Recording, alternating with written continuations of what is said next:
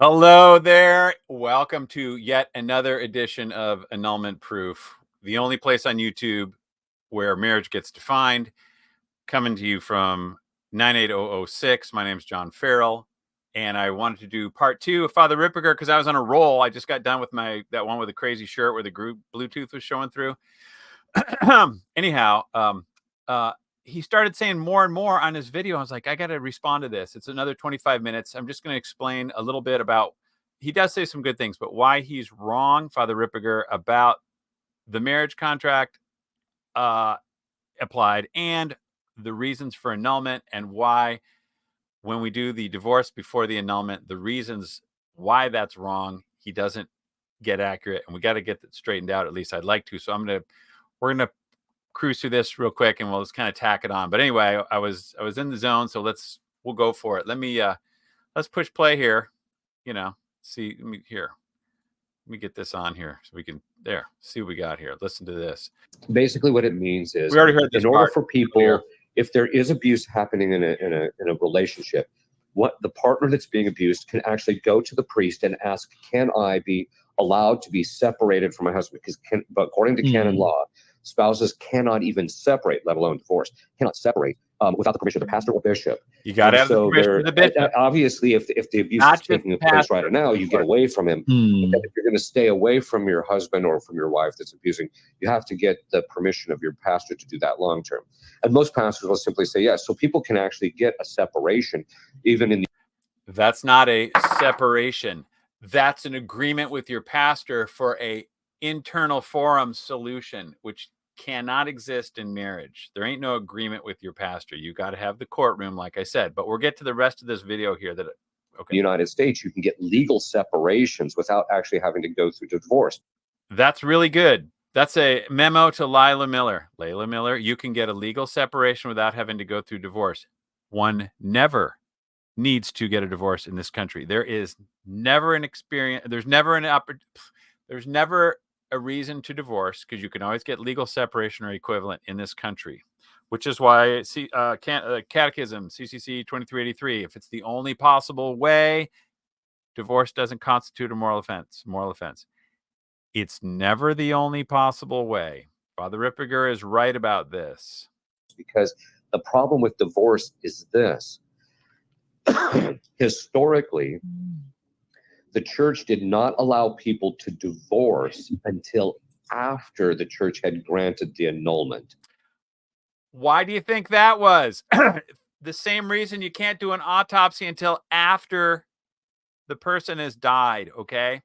While there's a marriage contract in existence, there's rights. So you can't do the divorce. You can't do the annulment before the divorce. That's the reason. But listen to what he says.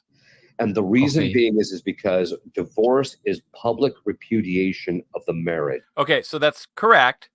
If the public says, if the church says you're married, the state should say you're married. But what the church says goes, okay? So yeah, you want to get all those on the same page, but the reason why you can't divorce before the annulment is because today there's no separation per divine law in the church with the bishop. So you are ripping the parents and the kids limb from limb. See all that blood? See all those muscles and bones getting crushed in civil court?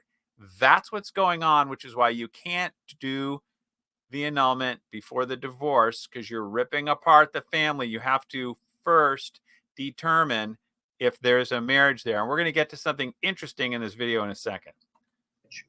That's essentially what divorce is on the side of the spouses that get a divorce.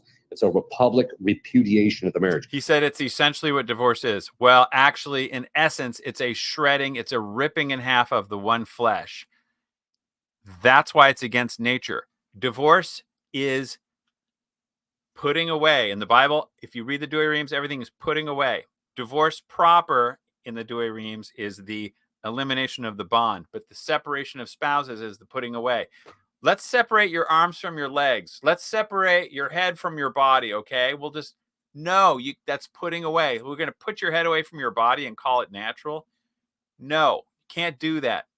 They're basically saying, I'm not married to this person anymore.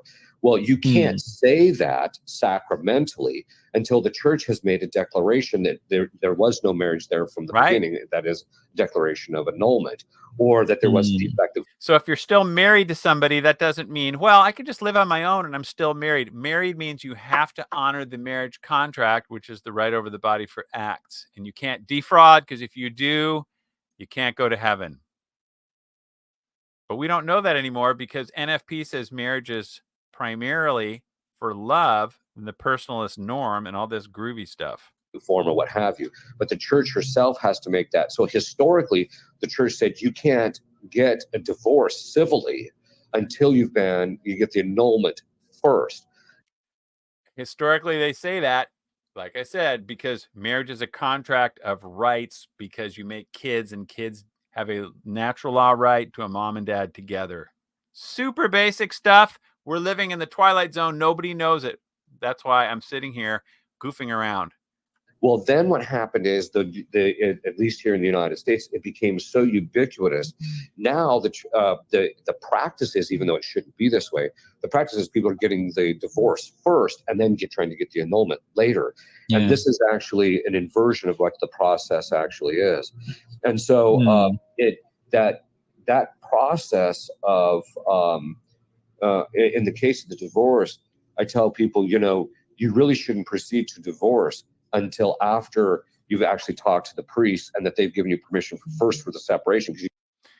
You really shouldn't proceed to divorce until after you've actually talked to the priest, and then they have given you permission for the separation. You should not divorce until you've talked to the priest and they've given you permission for the separation. Wrong. The priest can't give you permission for the separation.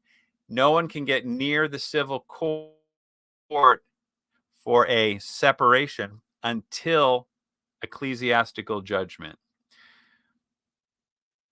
By the way, as I always say, I say anything you don't like, I say anything you think is wrong, I want to hear about it in the comments, and I'll talk to you for 6 months if that's what it takes. Don't you worry, I'm not shy. You can get the separation first. You can even get, at least in the United States, you can get financially separated from your spouse without divorce. Excellent point. He's entirely right. You don't need a divorce to get financially separated. So I have to protect my kids. Restraining order, financial separation, never divorce. It's a mortal sin to divorce. It's a public sin because you're still married in the church, but now you're divorced. That's that public repudiation part. It's public sin. It's called public abandonment. You've abandoned the marriage. If you can go to communion, which everyone does, because everyone gets communion for divorce, divorce is not a sin, and all of this goes out the window. That's the problem. And if divorce is not a sin, then either marriage isn't permanent or the Eucharist isn't really our Lord. We got huge problems and no one's talking about it. To where they can't affect you financially, etc. You can get, restraining orders and stuff so they can't abuse you and things of that sort. So all that can be done without publicly repudiating the marriage until first the church makes a judgment on it. But that's usually what I tell people. You really need to see the priest if you're going to be separated from your spouse long term. So my point is that there is a way you really need to see the priest if you're going to be separated from your spouse long term. Spare me, dude. You need to, it's right in canon law. It's canon 1153. It's canon 1692 through 1696. You need to have a decree from the bishop if you're going to be separated. If you're going to hit the road for more than 6 months, you're out of time. You need to have initiated that separation decree because marriage is public. It's right there, canon 1152.3. To address the question of the abuse without having to go through the divorce. And why the excellent. You can address the question of the divorce or of the abuse without having to go through the courts, meaning you don't have to go to get a divorce. Every divorce in this country is public grave sin. No exceptions. Every single divorce is public grave sin. Every single person that files for divorce, who's baptized, married in the church, cannot receive communion because there's always legal separation or another possible thing, another way to get this done. There's never the only possible way. So if you get the divorce, you got to put it back, and you got to go. By the way, I just thought of this. They say, your kids aren't illegitimate if you get the annulment. That's because there was a what's the word? Putative. You had a putative marriage, so your kids were putative. They are legitimate that way. Well, therefore, if you had a putative contract, your divorce remains your illegal divorce remains, quote, legitimate. In other words, the sin of divorce lingers even after annulment. If your kids are after annulment, so is your divorce. You can't just divorce your way out of this or annul your way out of this. Catholic Church accepted annulment, Father Chad? Well, the church has always recognized that. So what a marriage is the church calls it a covenant in more recent years. But if you actually look up the traditional definition of a covenant, it's a contract. Yeah. Covenant never existed in the church until the Beatles, because covenant doesn't have legal terms like a contract does. A contract is a solemn contract, or solemn contract is a covenant, same dang thing. They use today in canon law in an 83 code, contract, covenant, I think, is used roughly the same amount, or contract even a little bit more. You can't get away from it. A solemn contract. And basically what that means is that when people are getting married, they are exchanging, it's a contract in which each spouse is giving rights over their body to their spouse, to the other spouse. And so that's what it's a marriage contract in which they exchange bodily rights. And so that contract requires that certain things be in place for it to be a valid contract. Certain things to be in place, like your body. So, for example, one of them is if one of the spouses is physically incapable of engaging in the conjugal act, then that would invalidate the marriage. Correct. A lot of these annulment apologists say that kind of stuff. Yeah, if you marry your sister, or your twin sister, some in case of mistaken identity, or you whatever, or you had 3 heroin needles in your arm at the time. Okay, that's not the case for everybody else. And he says, if he just said, if you can't complete the conjugal act, that right there is a cause for nullity. Hello, that's because the only thing you need to be able to do is the conjugal act. That's because it's procreation primary. If you can make frickin' kids, it's valid. You're able to consent if you can make the baby. If you know where babies come from, you have the knowledge, you have the discretion to consent, because you know what you're consenting to and what it is. Hold on. Because of the fact that marriage is fundamentally ordered towards having children, so that they wouldn't have a valid contract. Right. It's ordered toward having children. It's not ordered towards good of the spouses. Good of the spouses flows from the children, not the other way around. You personalist normers. And so the church recognizes that there were certain circumstances in which the conditions were such where people did not meet the requirements necessary to enter into the contract. What are the requirements necessary to enter into the contract? You have to be able to have capacity or discretion to do frickin' what? Make a baby. That's all it is. All it is. And Father Ripperger would have to agree with that, except when you start saying NFP is licit, you got to have love in the mix, which blows your entire contract out of the water because you can't define it.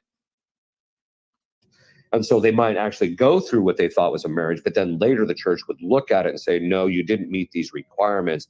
And so they would say from the very beginning, you were never married. So that's why the church actually accepts annulments. Historically, the number of annulments was much lower than they are now. And there's a variety of reasons for that. But I went in the other video. Sorry. The main reason, they changed the law. They changed the words. They changed the definition of essential.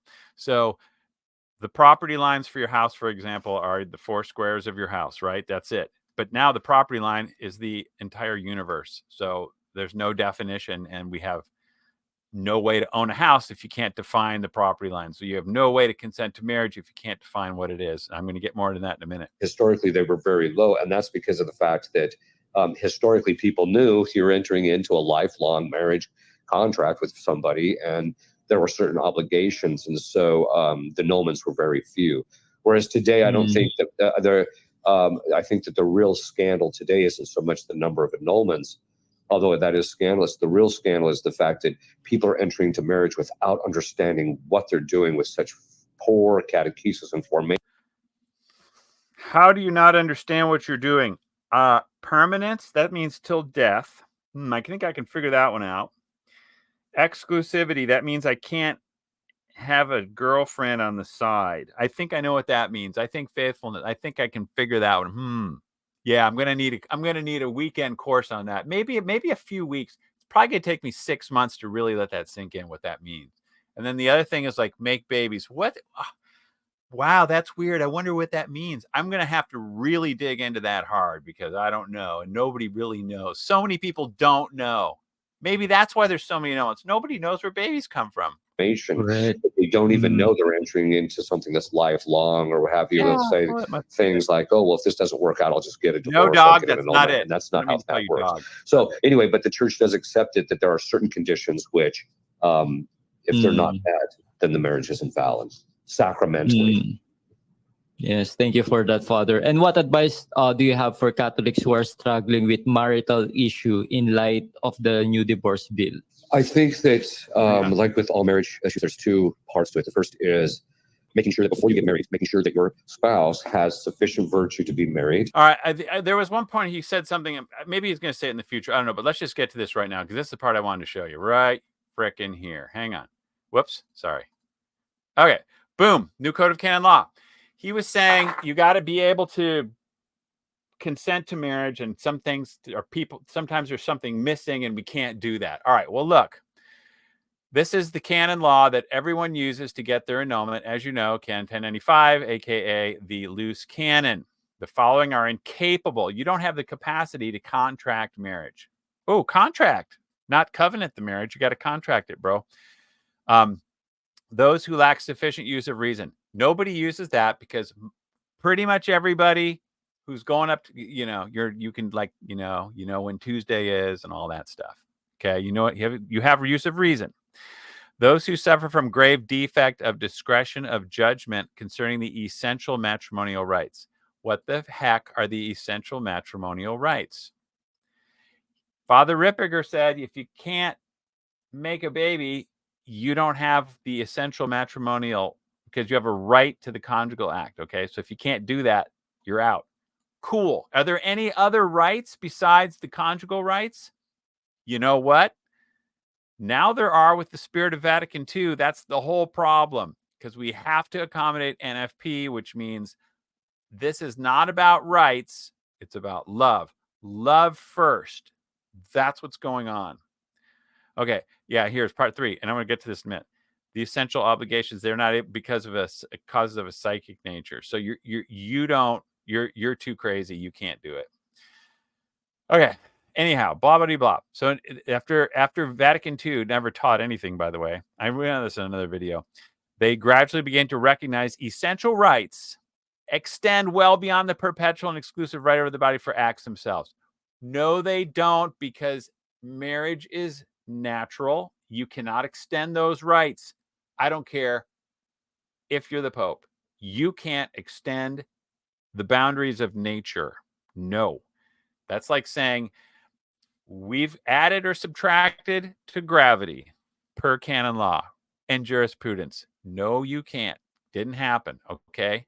It's all fake and gay. Now, as the marital obligations considered expanded. So when you expand the obligations, you now you need to be able to do more than just consent to making a baby. You have to be able to consent to everything under the sun that the spouse wants in the name of love. One more in the name of love. I want to do a video about that stupid U2 song. I haven't quite figured it out yet.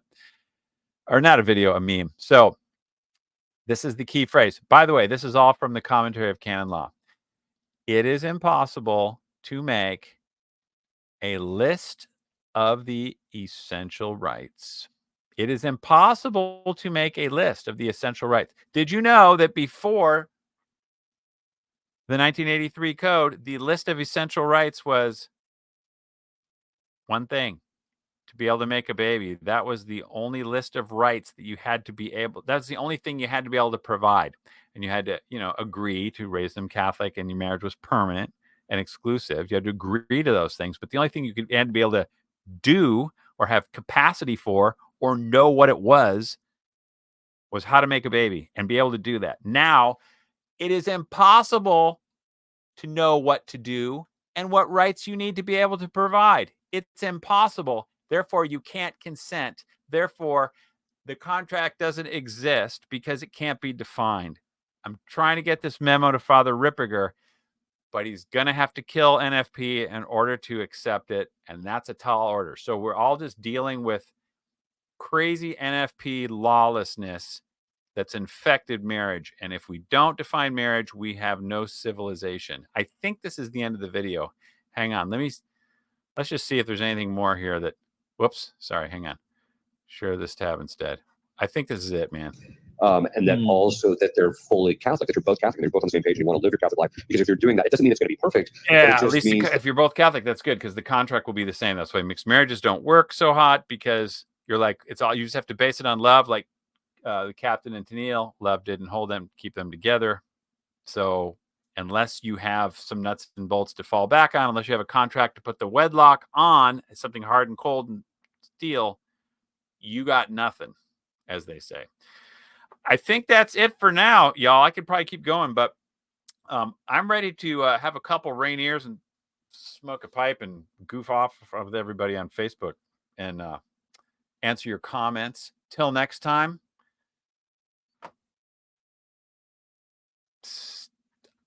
Go ahead and get in trouble. I don't care. What? Stay out of trouble? Bye.